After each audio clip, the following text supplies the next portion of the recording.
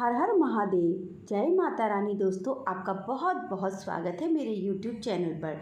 आप देख रहे हैं आपका अपना YouTube चैनल शांति गंगा। दोस्तों, सनातन धर्म में अमावस्या का विशेष महत्व है।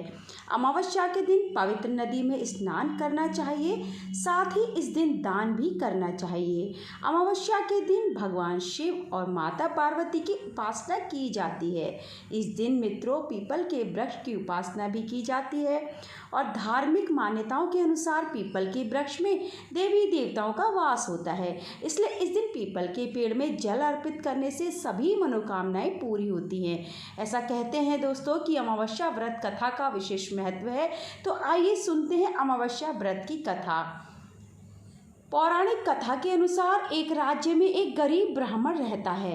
पैसों की कमी के कारण उसकी पुत्री का विवाह नहीं हो पा रहा था।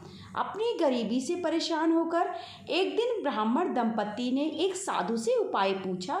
तो साधु ने बताया कि पास के गांव में एक धोबिन है जो अपने बेटे और बहू के साथ रहती है।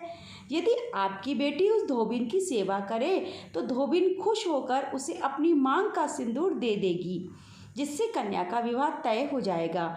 यह सुनकर कन्या धोबिन के घर जाकर सारा काम करने लगी और इसका पता धोबिन व उसकी बहू को नहीं चल पाया। एक दिन धोबी ने अपनी बहू से पूछा कि तुम इतना सारा काम इतनी जल्दी कैसे कर लेती हो? तो बहू बोली, मुझे लगा कि आप यह सारा काम करती हैं। धोबिन चौंक गई और उसने नज़र रखना शुरू किया। धोबिन ने जब सुबह उठकर देखा तो एक कन्या चुपचाप उसका घर का सारा काम कर रही थी। कई दिनों तक ऐसा चलता रहा। एक दिन धोबिन ने कन्या से पूछा इसका कारण। कन्या ने साधु द्वारा कही सारी बात धोबिन को बता दी। उसकी बात सुनकर धोबिन ने अपनी मांग का सिंदूर उसे दिया और उसी समय धोबिन के पति की मृत्यु भी हो गई।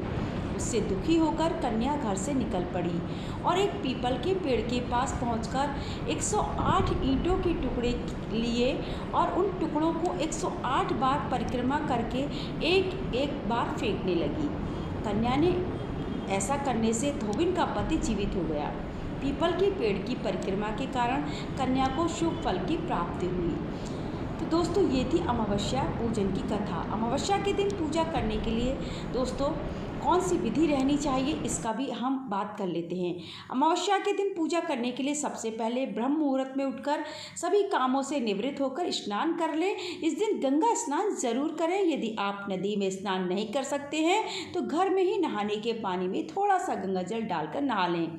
इसके बाद सूर्यदेव को अर्घ्य दें। इस दिन भगवान शिव और माता पार्वती की पूजा करने से विशेष कृपा प्राप्त होती है और अमावस्या के दिन अपनी योग्यता के अनुसार दान पुण्य जरूर करें। इससे हर मनोकामना पूरी होती है। पितरों की शांति के लिए तर्पण, श्राद्ध आदि भी कर सकते हैं। तो दोस्तों, ये थी अमावस्या की कथा। आपको कैसी लगी कमेंट करके मुझे ज़रूर बताइएगा। वीडियो देखने के लिए आपका बहुत बहुत धन्यवाद।